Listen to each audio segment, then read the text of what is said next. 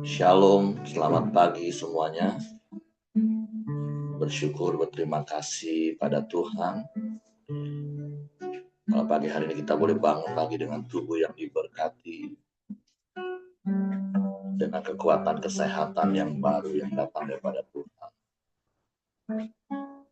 Dan kita boleh bersama-sama lagi datang menghampiri tahta kasih karunia Tuhan. Syukur buat kemurahan dan kebajikan yang terus Tuhan nyatakan di sepanjang hari-hari hidup kita. Pagi hari ini kita boleh bersama-sama menaikkan pujian, syukur, penyembahan kita. Sebab Dia layak dipuji, Dia layak disembah, Dia layak ditinggikan.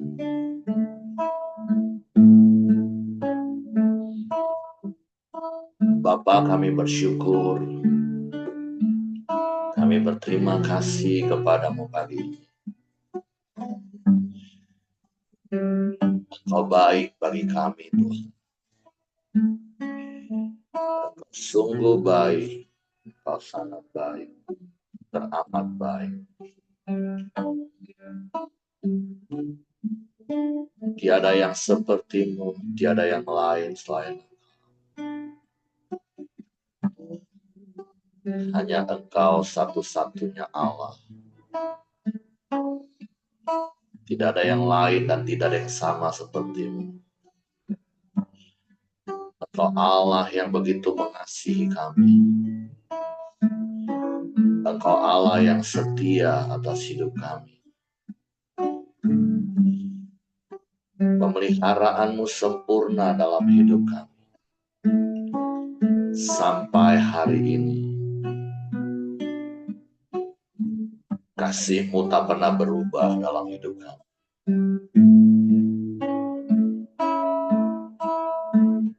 Musim akan selalu berganti, kasih Tuhan tetap abadi,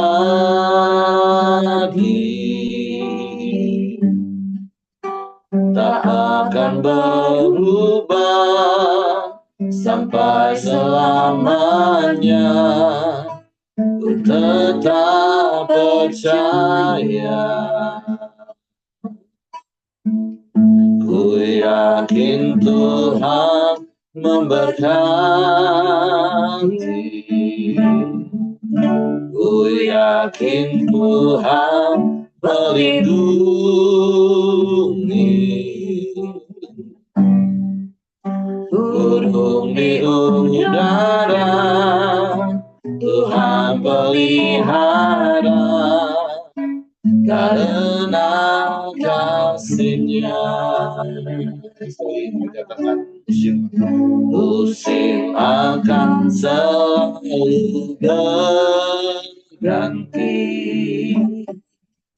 kasih Tuhan tetap abadi, tak akan berubah sampai selamanya. Ku tetap percaya, ku yakin Tuhan memberkati. Amin. Ku yakin Tuhan melindungi.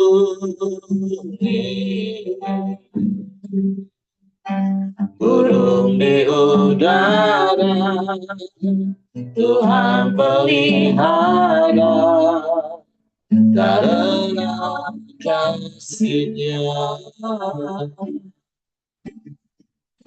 Tuhan selalu menolongku, selalu menjagaku,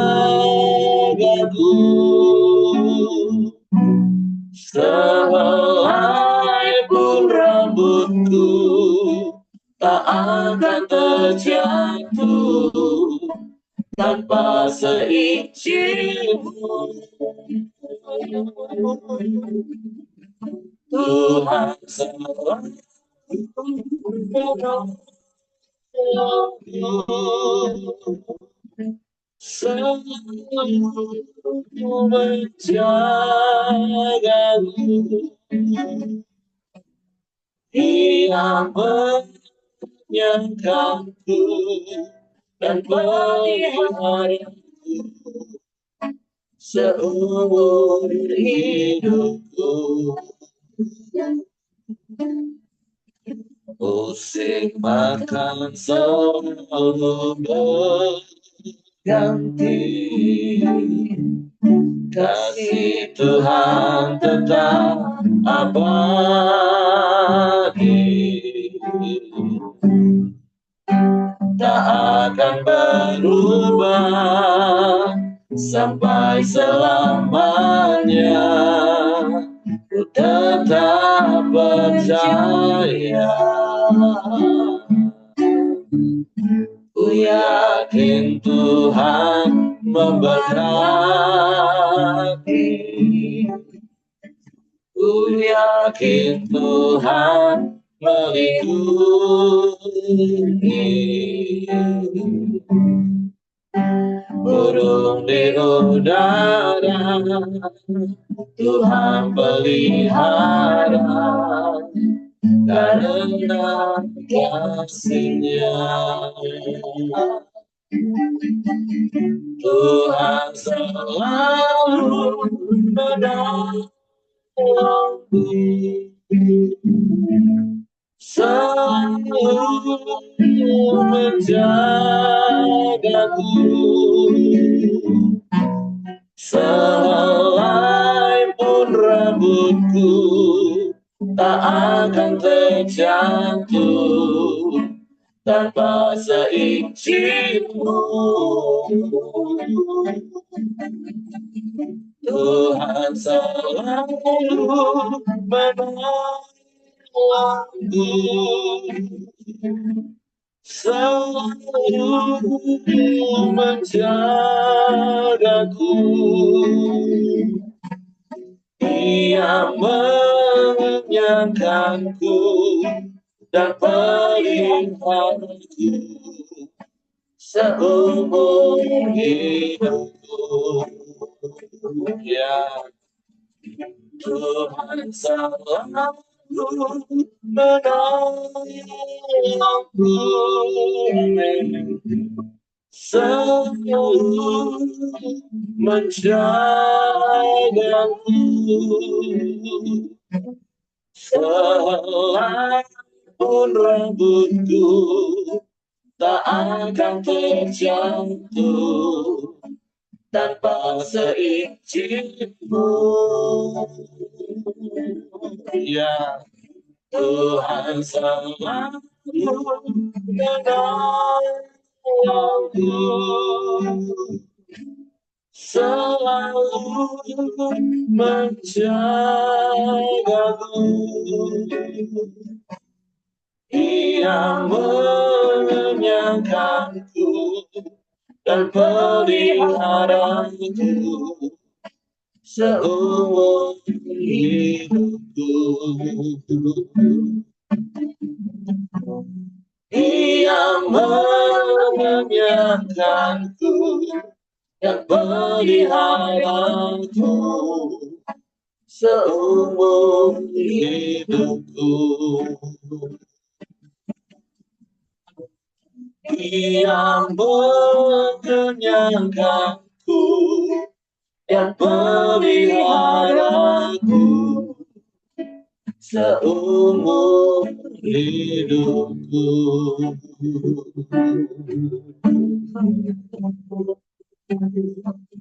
Kami bersyukur Tuhan, kami bersyukur buat pemeliharaan-Mu dalam hidup kami.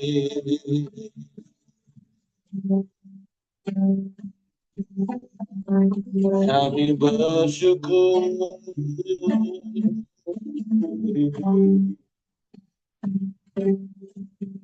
Kami bersyukur.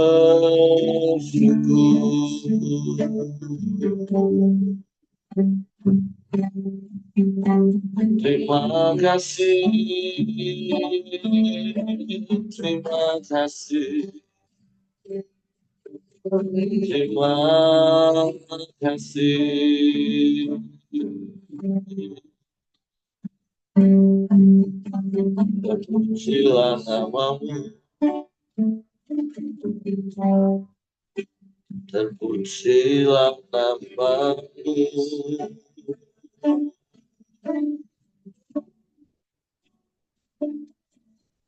Kami menyembah,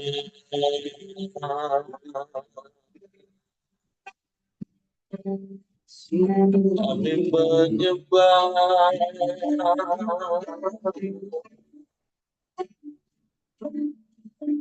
kami memuji,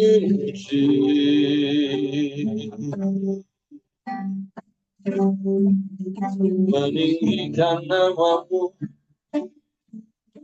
memuliakanmu. Terpujilah namamu, Yesus.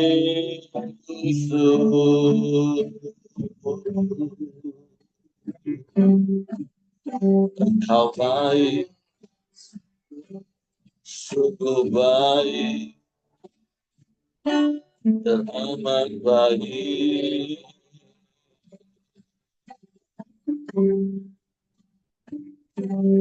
Tiada yang sepertimu, tiada yang lain,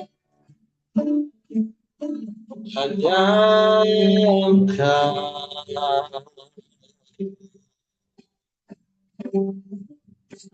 Hanya Engkau.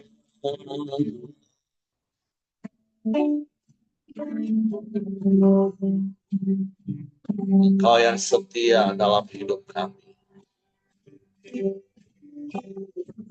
Engkau yang tak pernah berubah untuk sekarang, bahkan sampai selama-lamanya. Engkau yang selalu ada di setiap musim hidup kami. Engkau yang tidak pernah meninggalkan dan membiarkan. Sebab Kau Bapa yang setia, Kau yang tak pernah berubah. Dulu, sekarang, bahkan sampai selamanya, Kau tetap Bapa yang setia. Sebab Engkau Bapa yang kekal.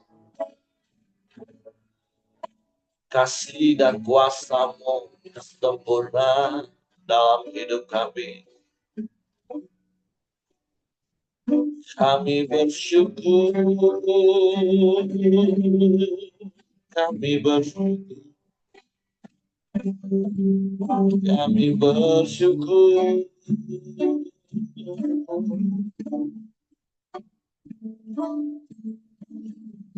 Terima kasih.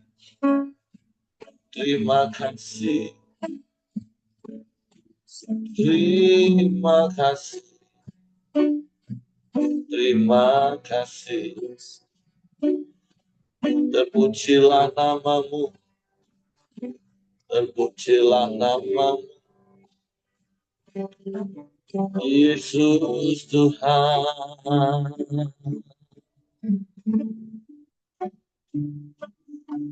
Yesus Tuhan.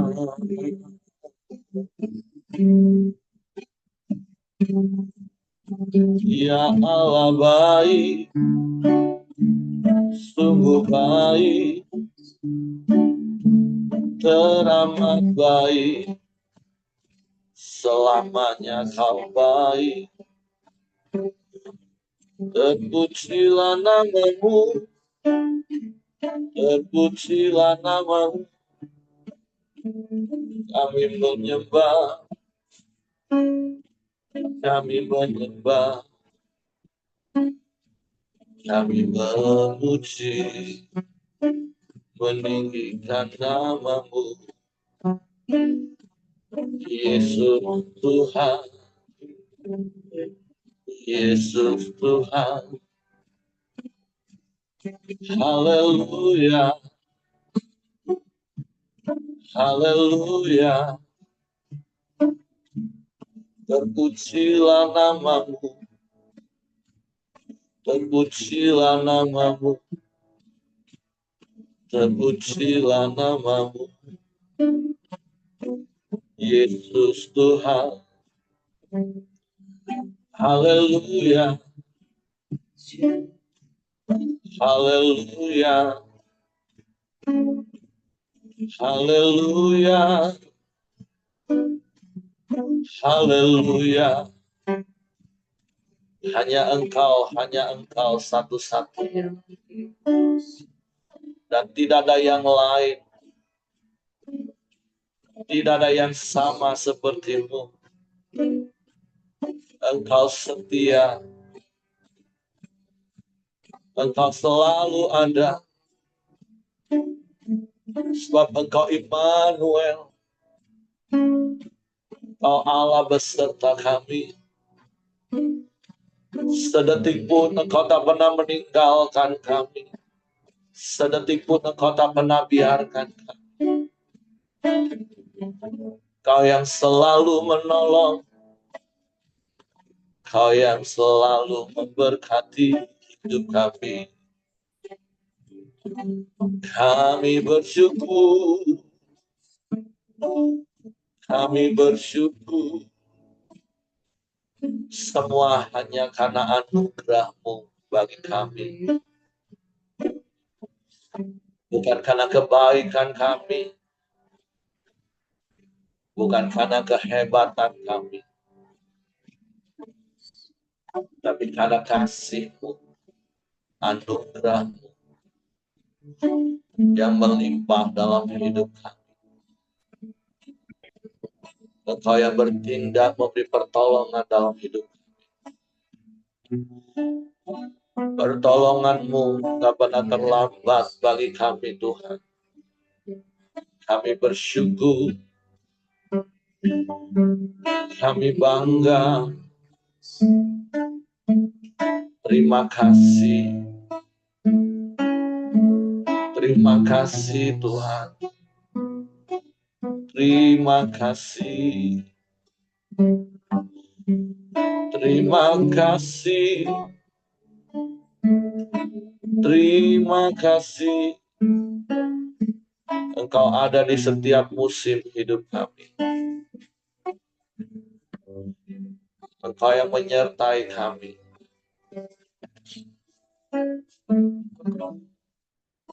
Engkau ada bersamaku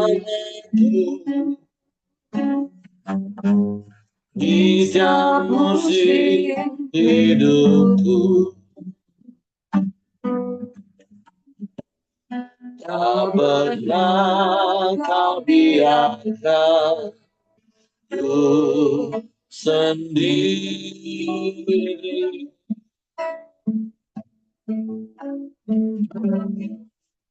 Tergeletak di jiwaku adalah bersama. Tak pernah ku ragukan kasih-Mu.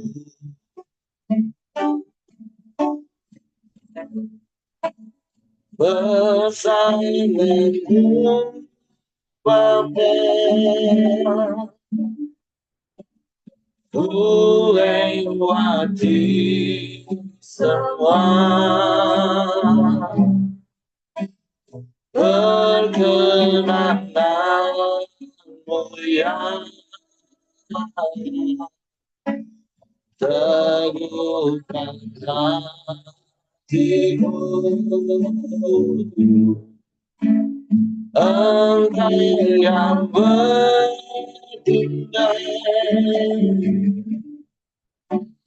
memberi pertolongan.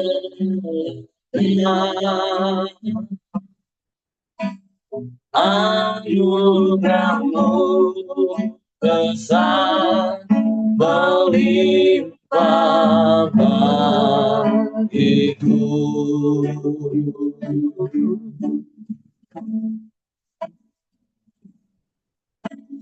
Kau ada bersamaku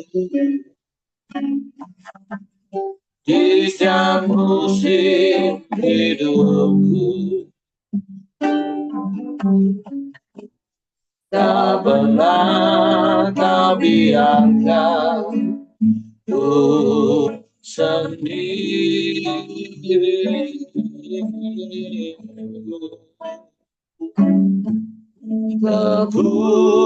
Kekuatan di jiwaku adalah bersama.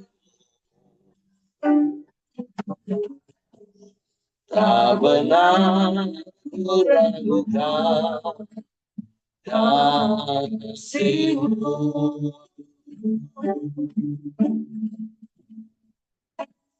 Bersama-Mu Bapa, ku lewati semua perkenangan-Mu yang teguhkan hatiku. Engkau yang bertindak memberi pertolongan. Anugerah-Mu besar melimpah bagiku. Bersama-Mu, bersama-Mu Bapa, bersama-Mu Bapa, ku lewati semua perkenangan-Mu yang teguhkan hatiku. Engkau yang bertindak memberi pertolongan. Anugerah-Mu besar melimpah bagiku.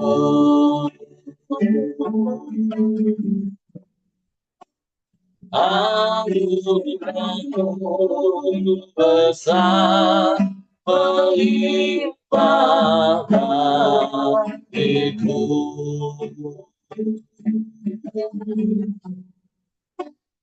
Anugerah-Mu besar melimpah bagiku.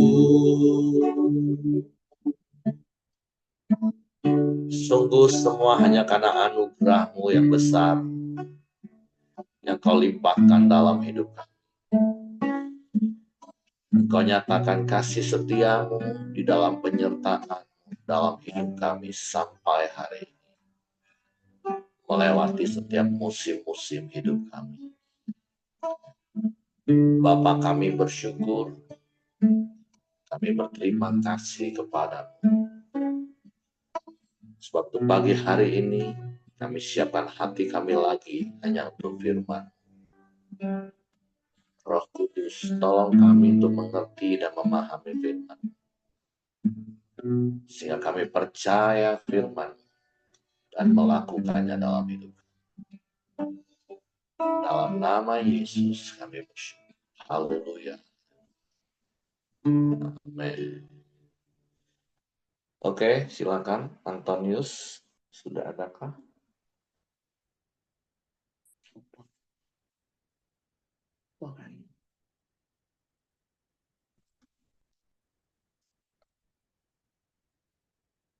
Adakah punya saya?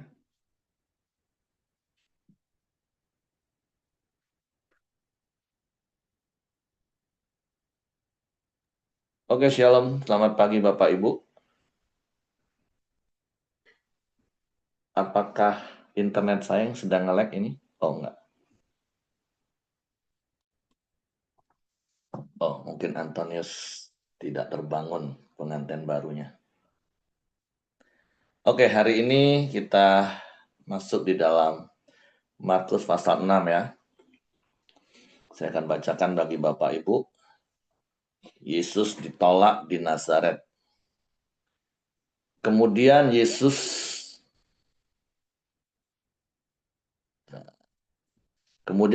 berangkat dari situ dan tiba di tempat asalnya, sedang murid-muridnya mengikuti dia.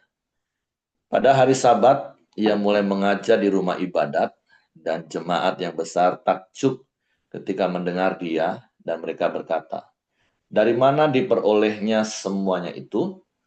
Hikmat apa pulakah yang diberikan kepadanya? Dan mujizat-mujizat yang demikian, bagaimanakah dapat diadakan oleh tangannya? Bukankah ia ini tukang kayu, anak Maria, saudara Yakubus, Yoses, Yudas, dan Simon? Dan bukankah saudara-saudaranya yang perempuan ada bersama kita?" Lalu mereka kecewa dan menolak dia. Maka Yesus berkata kepada mereka, "Seorang nabi dihormati di mana-mana, kecuali di tempat asalnya sendiri, di antara kaum keluarganya, dan di rumahnya. Ia tidak dapat mengadakan satu mujizat pun di sana, kecuali menyembuhkan beberapa orang sakit dengan meletakkan tangannya atas mereka." Yesus mengutus ke-12 rasul. Ia merasa heran atas ketidakpercayaan mereka. Lalu Yesus berjalan keliling dari desa ke desa sambil mengajar. Ia memanggil ke-12 murid itu dan mengutus mereka berdua-dua. Ia memberi mereka kuasa atas roh-roh jahat dan berpesan kepada mereka supaya jangan membawa apa-apa dalam perjalanan mereka kecuali tongkat. Roti pun jangan, bekal pun jangan, uang dalam ikat pinggang pun jangan. Boleh memakai alas kaki, tapi jangan memakai dua baju. Katanya selanjutnya kepada mereka, "Kalau di suatu tempat kamu sudah diterima dalam suatu rumah, tinggallah di situ sampai kamu berangkat dari tempat itu. Dan kalau ada suatu tempat yang tidak mau menerima kamu, dan kalau mereka tidak mau mendengarkan kamu, keluarlah dari situ dan kebaskanlah debu yang di kakimu sebagai peringatan bagi mereka." Lalu pergilah mereka memberitakan bahwa orang harus bertobat, dan mereka mengusir banyak setan dan mengoles banyak orang sakit dengan minyak dan menyembuhkan mereka. Yohanes Pembaptis dibunuh. Raja Herodes juga mendengar tentang Yesus, sebab namanya sudah terkenal dan orang mengatakan, "Yohanes Pembaptis sudah bangkit dari antara orang mati, dan itulah sebabnya kuasa-kuasa itu bekerja di dalam dia." Yang lain mengatakan dia itu Elia. Yang lain lagi mengatakan dia itu seorang nabi, sama seperti nabi-nabi yang dahulu. Waktu Herodes mendengar hal itu, ia berkata, "Bukan, dia itu Yohanes yang sudah kupenggal kepalanya dan yang bangkit lagi." Sebab memang Herodeslah yang menyuruh orang menangkap Yohanes dan membelenggunya di penjara berhubung dengan peristiwa Herodias, istri Filipus saudaranya, karena Herodes telah mengambilnya sebagai istri. Karena Yohanes pernah menegur Herodes, "Tidak halal engkau mengambil istri saudaramu." Karena itu Herodias menaruh dendam pada Yohanes dan bermaksud untuk membunuh dia, tetapi tidak dapat. Sebab Herodes segan akan Yohanes, karena ia tahu bahwa Yohanes adalah orang yang benar dan suci. Jadi ia melindunginya. Tetapi apabila ia mendengarkan Yohanes, hatinya selalu terombang-ambing. Namun ia merasa senang juga mendengarkan dia. Akhirnya tiba juga kesempatan yang baik bagi Herodias, Ketika Herodes pada hari ulang tahunnya mengadakan perjamuan untuk pembesar-pembesarnya, perwira-perwiranya, dan orang-orang terkemuka di Galilea. Pada waktu itu anak perempuan Herodias tampil, lalu menari, dan ia menyukakan hati Herodes dan tamu-tamunya. Raja berkata kepada gadis itu, "Minta daripadaku apa saja yang kau ingini, maka akan kuberikan kepadamu." Lalu bersumpah kepadanya, "Apa saja yang kau minta akan kuberikan kepadamu, sekalipun setengah dari kerajaanku." Anak itu pergi dan menanyakan ibunya, "Apa yang harus kuminta?" Jawabnya, "Kepala Yohanes Pembaptis."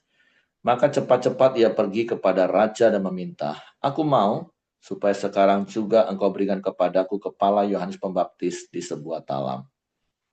Lalu sangat sedihlah hati raja, tetapi karena sumpahnya dan karena tamu-tamunya, ia tidak mau menolaknya. Raja segera menyuruh seorang pengawal dengan perintah supaya mengambil kepala Yohanes. Orang itu pergi dan memenggal kepala Yohanes di penjara.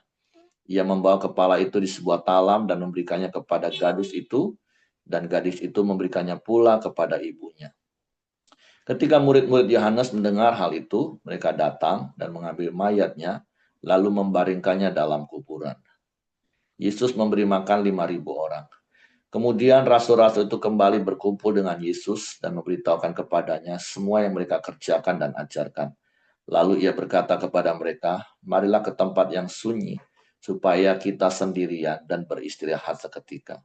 Sebab memang begitu banyaknya orang yang datang dan yang pergi, sehingga makan pun mereka tidak sempat." Maka berangkatlah mereka untuk mengasingkan diri dengan perahu ke tempat yang sunyi. Tetapi pada waktu mereka bertolak, banyak orang melihat mereka dan mengetahui tujuan mereka. Dengan mengambil jalan darat, segeralah datang orang dari semua kota ke tempat itu sehingga mendahului mereka. Ketika Yesus mendarat, ia melihat sejumlah besar orang banyak, maka tergeraklah hatinya oleh belas kasihan kepada mereka, karena mereka seperti domba yang tidak mempunyai gembala. Lalu mulailah ia mengajarkan banyak hal kepada mereka. Pada waktu hari sudah mulai malam, datanglah murid-muridnya kepadanya berkata, "Tempat ini sunyi dan hari sudah mulai malam. Suruhlah mereka pergi supaya mereka dapat membeli makanan di desa-desa dan di kampung-kampung di sekitar ini." Tapi jawabnya, "Kamu harus memberi mereka makan." Kata mereka kepadanya, "Jadi haruskah kami membeli roti seharga 200 dinar untuk memberi mereka makan?" Tapi ia berkata kepada mereka, "Berapa banyak roti yang ada padamu? Cobalah periksa." Sesudah memeriksanya, mereka berkata, 5 roti dan 2 ikan. Lalu ia menyuruh orang-orang itu supaya semua duduk berkelompok-kelompok di atas rumput hijau. Maka duduklah mereka berkelompok-kelompok, ada yang 100, ada yang 50 orang. Dan setelah ia mengambil 5 roti dan 2 ikan itu, ia menengadah ke langit dan mengucap berkat, lalu memecah-mecahkan roti itu dan memberikannya kepada murid-muridnya, supaya dibagi-bagikan kepada orang-orang itu. Begitu juga kedua ikan itu dibagi-bagikannya kepada semua mereka. Dan mereka semuanya makan sampai kenyang. Kemudian orang mengumpulkan potongan-potongan roti 12 bakul penuh, selain daripada sisa-sisa ikan. Yang ikut makan roti itu ada 5.000 orang laki-laki. Yesus berjalan di atas air. Sesudah itu Yesus segera memerintahkan murid-muridnya naik ke perahu dan berangkat lebih dahulu ke seberang, ke Betsaida. Sementara itu ia menyuruh orang banyak pulang. Setelah ia berpisah dari mereka, ia pergi ke bukit untuk berdoa. Ketika hari sudah malam, perahu itu sudah di tengah danau, sedang Yesus tinggal sendirian di darat. Ketika ia melihat betapa payahnya mereka mendayung karena angin sakal, maka kira-kira jam 3 malam ia datang kepada mereka berjalan di atas air, dan ia hendak melewati mereka. Ketika mereka melihat dia berjalan di atas air, mereka mengira bahwa ia adalah hantu. Lalu mereka berteriak-teriak, sebab mereka semua melihat dia, dan mereka pun sangat terkejut. Tetapi segera ia berkata kepada mereka, "Tenanglah, aku ini, jangan takut." Lalu ia naik ke perahu mendapatkan mereka, dan angin pun redahlah. Mereka sangat tercengang dan bingung, sebab sesudah peristiwa roti itu mereka belum juga mengerti, dan hati mereka tetap degil. Yesus menyembuhkan orang-orang sakit di Genesaret. Setibanya di seberang, Yesus dan murid-muridnya mendarat di Genesaret dan berlabuh di situ. Ketika mereka keluar dari perahu, orang segera mengenal Yesus. Maka berlari-lari mereka ke seluruh daerah itu dan mulai mengusung orang-orang sakit di atas tilamnya kepada Yesus di mana saja kabarnya ia berada. Kemanapun ia pergi, ke desa-desa, ke kota-kota, atau ke kampung-kampung, orang meletakkan orang-orang sakit di pasar dan memohon kepadanya supaya mereka diperkenankan hanya menjamah jubahnya saja, dan semua orang yang menjamahnya menjadi sembuh. Nah, saya percaya Bapak Ibu, kisah-kisah yang kita baca di dalam Markus pasal yang ke-6, ini tentu kisah-kisah yang sudah sangat-sangat sering kita baca, kita dengar di dalam khotbah-khotbah, bahkan mungkin di antara kita sebagian besar pengkhotbah sudah sering mendengar.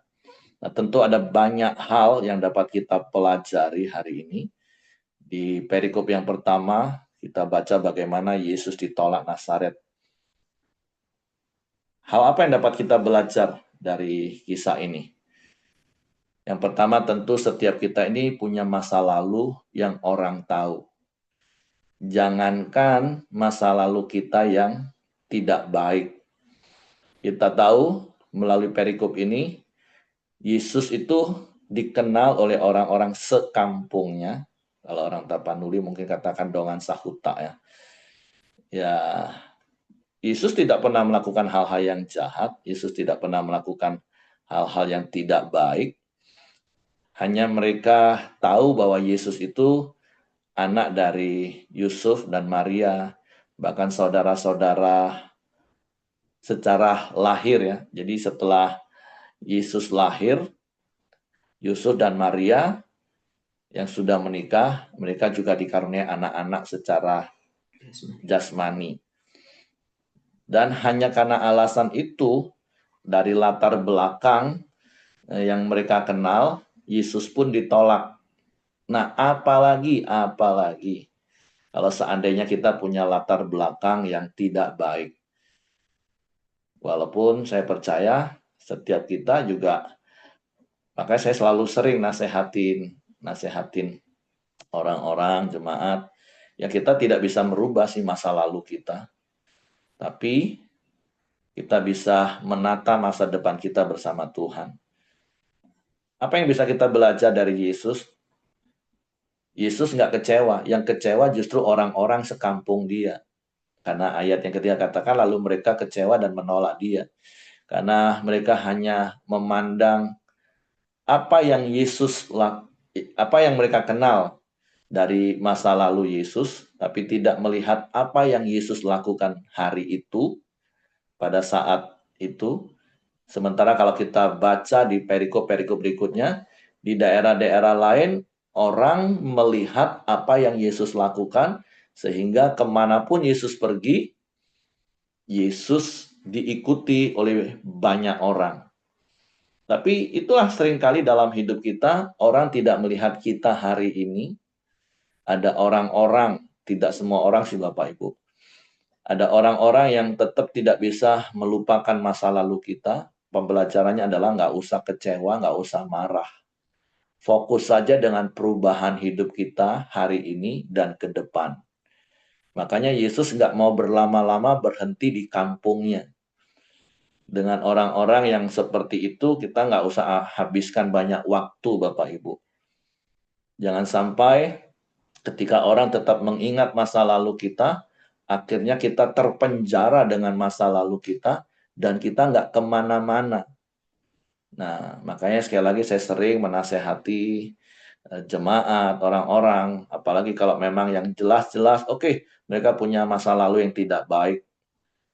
Ya udah, kita nggak pernah bisa merubah masa lalu kita, tapi kita bisa menata masa depan kita bersama Tuhan.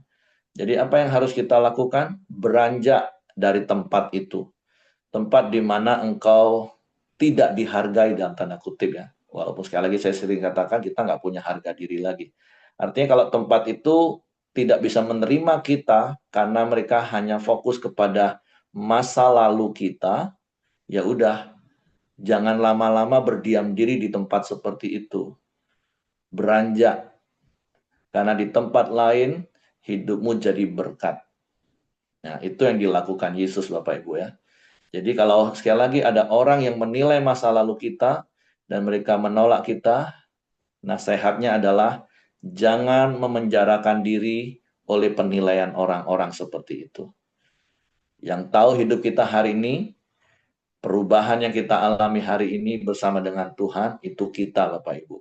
fokus saja pada perubahan hidup kita, melangkah terus bersama dengan Tuhan untuk menata masa depan. Jangan terbelenggu oleh masa lalu kita. Karena Tuhan sudah menyelamatkan kita, Tuhan sudah menebus hidup kita, Tuhan sudah memulihkan hidup kita. Sehingga hidup kita bisa jadi berkat di banyak orang, seperti apa yang Yesus lakukan. Ya, kalau bicara tentang Yesus mengutus ke-12 rasul, ya kita tahu Yesus sedang melatih murid-muridnya untuk bergantung penuh kepada Tuhan dengan percaya kepada Yesus yang mengutus mereka. Sehingga dikatakan jangan bawa ini, jangan bawa itu. Karena mereka sedang diajar untuk semakin percaya. Karena murid-murid pada waktu itu tentu konteksnya adalah sedang belajar untuk mengenal Yesus. Kalau kita tadi baca di fasa-fasa berikutnya, ya hati mereka kadang masih dekil. Mereka sudah melihat bagaimana Yesus membuat mujizat, bagaimana Yesus melakukan perkara-perkara yang besar, tapi toh mereka terus bertumbuh untuk mengenal Tuhan. Nah, seperti itulah kita Bapak Ibu di dalam perjalanan kekristenan kita, ya sampai hari ini kita sedang dalam proses untuk semakin mengenal Tuhan, untuk semakin memahami, mengenal, dan itu membuat kita semakin percaya. Dan saya percaya tiap-tiap orang berbeda-beda, tingkat pengenalan, tingkat pemahaman, sehingga tingkat percayanya juga pasti beda-beda. Tapi nasihatnya adalah, mari terus bertumbuh di dalam mengenal Tuhan, terus bertumbuh di dalam memahami isi hati Tuhan. Seperti yang kemarin kita baca, seringkali kita seperti orang-orang yang nggak paham kenapa ya Yesus harus lakukan seperti itu. Bukankah seringkali kita juga merasa kadang nggak paham dengan apa yang Tuhan izinkan terjadi dalam hidup kita. Tapi nasihatnya adalah tetaplah percaya. Nah, kalau di dalam perikop berikutnya tentang Yohanes Pembaptis dibunuh, tentu ada satu hal yang sering kali saya jadi contoh, walaupun ini tentu dalam contoh yang tidak baik dalam tanda kutip ya. Tapi ini bicara tentang perkenanan. Kan di dalam Alkitab ini ada dua raja yang pernah berkenan pada seseorang dan ungkapannya adalah apapun yang kau minta, bahkan separuh kerajaanku pun aku akan berikan. Baik itu Ahasveros terhadap Esther, dan hari ini kita baca Herodes terhadap anak Herodias. Nah, apa yang bisa kita pelajari? Orang itu kalau sudah berkenan di hati seseorang, maka orang yang berkenan kepadanya itu bisa memberikan apa saja yang diminta. Bahkan seorang raja bisa memberikan separuh kerajaannya karena sebuah perkenanan. Nah, apa yang kita belajar? Mari kita terus mencari perkenanan Tuhan dalam hidup ini. Dan saya percaya ketika kita berkenan kepada Tuhan, Tuhan memberikan seluruh hidupnya dalam hidup kita. Sebab itu kita bersyukur, kita berterima kasih. Tuhan sudah lebih dulu memberi kepada kita, sehingga kita berkenan kepadanya. Itu sesuatu yang luar biasa Bapak Ibu.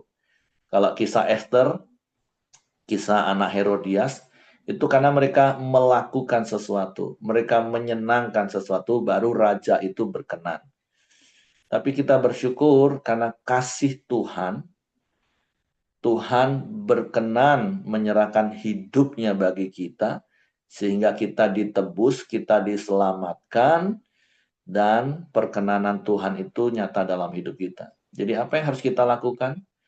Mari kita melakukan hal yang menyenangkan bagi Tuhan. Karena perkenanan Tuhan sudah lebih dulu kita terima nih. Beda kan dengan Esther dan anak Herodias. Mereka lakukan sesuatu dulu yang menyenangkan baru berkenan. Tapi kita bersyukur Tuhan dalam kasih-Nya yang abadi dalam hidupnya berkenan atas hidup kita, menerima kita apa adanya. Maka sudah sewajarnya lah hidup kita menyenangkan hati Tuhan. Tentu sebagai rasa syukur, rasa kasih kita kepada Tuhan. Kalau kisah tentang memberi makan 5.000 orang, saya percaya Bapak Ibu banyak hal yang dapat kita pelajari dari kisah ini. bahwa Tuhan itu Tuhan yang sanggup melakukan segala perkara, tidak ada yang mustahil baginya. Doa dan harapan saya adalah setiap kisah yang ditulis di dalam firman Tuhan itu semakin meneguhkan iman Bapak Ibu.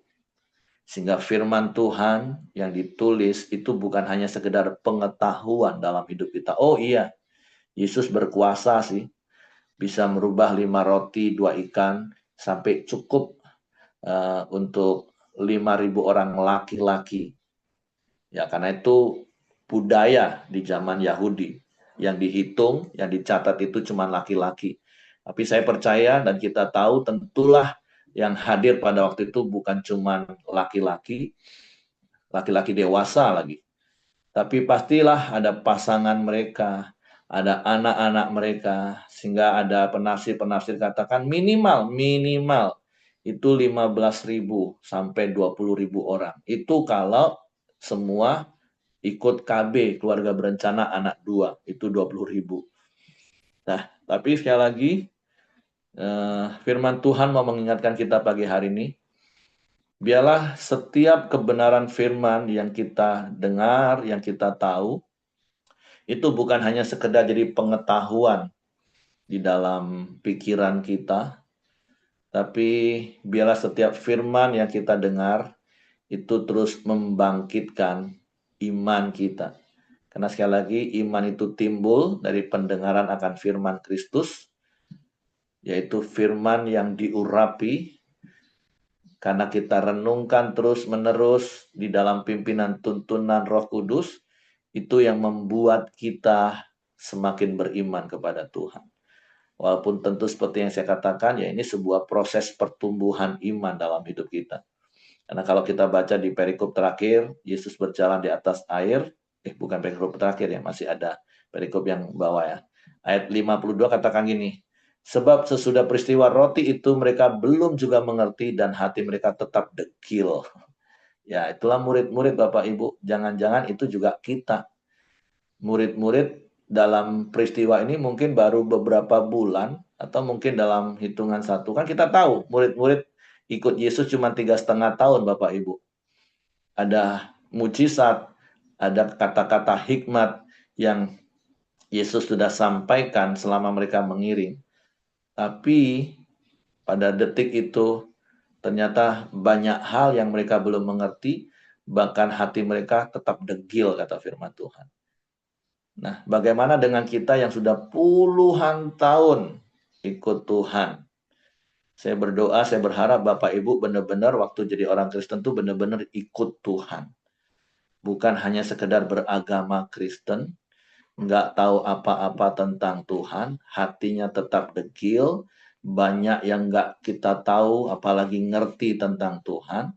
Tapi paling tidak Bapak Ibu, selama 3,5 tahun lebih ini, kita koram deo, kita tiap pagi dengar firman.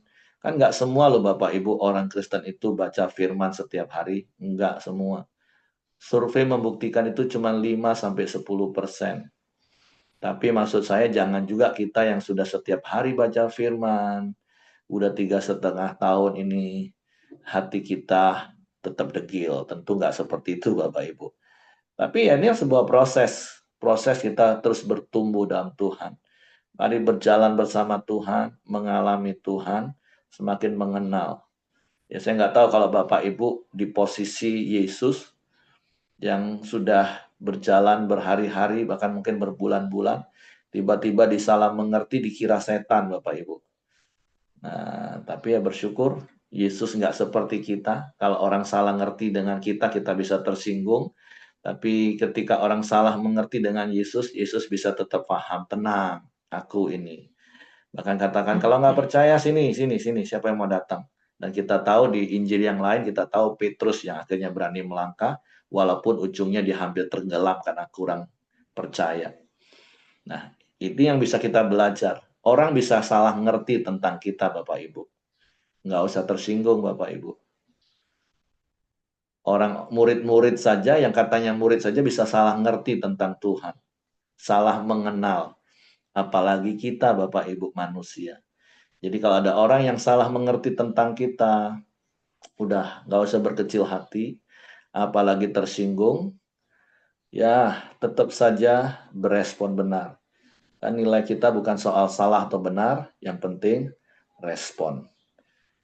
Nah, di situ dikatakan perikop terakhir, Yesus menyembuhkan orang-orang sakit di Genesaret. Itu yang saya katakan tadi Bapak Ibu. Di kampungnya orang-orang jadi kecewa karena tidak mau melihat apa yang sedang Yesus lakukan, tetapi mereka hanya hidup di masa lalu terus. Tapi mari belajar seperti orang-orang yang ada pada waktu itu, melihat Yesus, apa yang Yesus lakukan. Walaupun berkali-kali juga saya katakan, jangan sampai kita juga cuma menjadi orang yang selalu berbondong-bondong. Cari Yesus hanya cari mujizat, cari berkat. Enggak. Tapi biarlah kita dekat dengan Yesus, karena kita mau semakin hari, semakin mengenal Tuhan. Dan tentulah pengenalan kita akan membawa kita semakin percaya, dan percaya kita akan membawa kita mengalami kuasa Tuhan itu nyata dalam hidup kita. Itu prinsipnya Bapak Ibu ya. Jadi semakin hari kita semakin mengenal, semakin memahami Tuhan, dan itu akan membuat kita semakin percaya. Dan ketika kita semakin percaya, ya kita akan semakin mengalami banyak hal kuasa Tuhan nyata dalam hidup kita. Jadi hari ini adalah pesannya, teruslah bertumbuh di dalam mengenal Tuhan, dan itu membuat engkau semakin percaya kepada Tuhan, dan engkau akan mengalami kuasa Tuhan dalam hidupmu. Oke, itu saja yang saya sampaikan pagi hari ini. Kalau ada di antara Bapak Ibu yang mau menambahkan sesuatu, silakan. Apa yang Bapak Ibu dapat untuk dibagi. Kalau tidak, saya serahkan kepada Ko Joni Samuel. Silakan. Ya, kalau tidak ada yang menambahkan, kita akan masuk dalam doa kita pagi hari ini. Bapak, terima kasih. Kami bersyukur di pagi hari ini Tuhan. Dan kami boleh terus bersama-sama memuji, memuliakan Engkau Tuhan. Kami perlu terus boleh belajar akan kebenaran firman-Mu. Kebenaran firman-Mu terus membuat kami semakin hari semakin mengenal Engkau Tuhan. Dan semakin mengerti setiap rencana-Mu buat hidup. Hidup kami terus diperbaharui Tuhan. Terima kasih juga Tuhan Yesus. Berkati Pak Heri yang sudah menyampaikan kebenaran firman-Mu. Kau terus pakai Pak Heri Tuhan. Dan setiap pelayanannya dia menjadi berkat dimanapun dia berada. Kau pakai Pak Heri dan keluarganya Tuhan. Terus menjadi berkat. Terima kasih juga Tuhan Yesus. Pagi hari ini juga Kau berkati kami semua yang sudah mendengarkan kebenaran firman-Mu. Bila kami boleh terus mempraktikkan kebenaran firman-Mu dalam setiap kehidupan kami. Sehingga lewat kami Tuhan, orang-orang boleh mengenal Engkau. Terima kasih Tuhan Yesus. Pagi hari ini juga kami sepakat berdoa Tuhan, khususnya buat Pak Ongko Tuhan, papanya Pak Heri Tuhan, yang Engkau terus pulihkan kesehatannya Tuhan, ya, di masa tuanya Tuhan. Ya, boleh melihat kebaikan dan kemurahan-Mu. Terus Tuhan, boleh mengasihi Engkau Tuhan, terus kuatkan dan berikan pemulihan Tuhan. Kuasa-Mu bekerja buat Engkau Tuhan. Terima kasih juga Tuhan Yesus. Kami juga berdoa buat Ibu Dorcas Tuhan. Kau terus memberikan kekuatan dan pemulihan Tuhan dalam masa proses dia menjalani setiap kemoterapi Tuhan. Engkau memberi dia kekuatan Tuhan. Dan Engkau juga terus pakai Ibu Dorcas menjadi berkat Tuhan dimanapun dia berada Tuhan. Terima kasih Tuhan Yesus.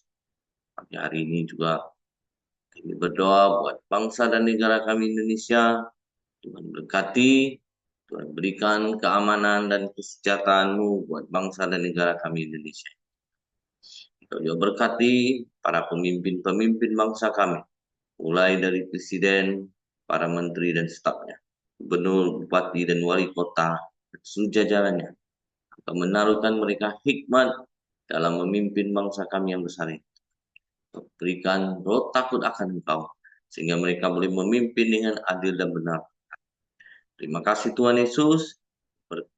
Kami juga bersyukur buat setiap hasil bumi dan hasil alam yang melimpah yang Kau sediakan buat bangsa dan negara kami. Bila semua boleh dikelola untuk kesejahteraan rakyat Indonesia. Terima kasih Tuhan Yesus, pagi hari ini kami berdoa buat setiap ibadah-ibadah raya kami Tuhan. Kami menyerahkan seluruh pemimpin-pemimpin ibadah raya Tuhan, seluruh hamba-hambamu yang melayani Engkau, pelayan-pelayan melayani Engkau Tuhan. Engkau mengurapi mereka, sehingga lewat setiap pelayanan mereka, boleh membawa umatmu semakin mengenal Engkau. Terima kasih Tuhan Yesus, pagi hari ini kami serahkan setiap doa-doa kami ke dalam tangan. Mari kita masuk dalam doa Bapa kami. Bapa kami yang di surga, dikuduskanlah namamu, datanglah kerajaanmu, jadilah kehendak-Mu di bumi seperti di surga. Berikanlah kami pada hari ini makanan kami yang secukupnya, dan ampuni kami akan kesalahan kami, seperti kami juga mengampuni orang yang bersalah kepada kami. Dan janganlah membawa kami ke dalam pencobaan, dilepaskanlah kami daripada yang jahat. Karena Engkaulah yang punya kerajaan dan kuasa dan kemuliaan sampai selama-lamanya. Amin. Bapa, kami bersyukur buat hari baru yang Kau jadikan bagi kami. Hari penuh berkat, penuh kemenangan dan sukacita melimpah. Karena kami percaya Engkau selalu ada beserta dengan kami. Tutup bungkus kami kuasa darah Yesus, malaikat-malaikat tempat tinggal kami, menyertai keluar masuk kami sepanjang hari ini dan seluruh aktivitas kami. Biarlah kami boleh menikmati penyertaan, pemeliharaan, perlindungan-Mu sepanjang hari ini. Dan Engkau dipermuliakan dalam hidup kami. Terpujilah nama-Mu, biarlah kasih karunia Bapa, damai sejahtera dari Yesus Kristus, serta pimpinan persekutuan Allah Roh Kudus. Menyertai kita sekian mulai hari ini sampai Maranatha. Dia Yesus datang kali yang kedua. Di dalam berkat nama Tuhan Yesus Kristus. Haleluya. Amin. Oke, semangat pagi. Selamat beraktivitas. Tuhan Yesus memberkati.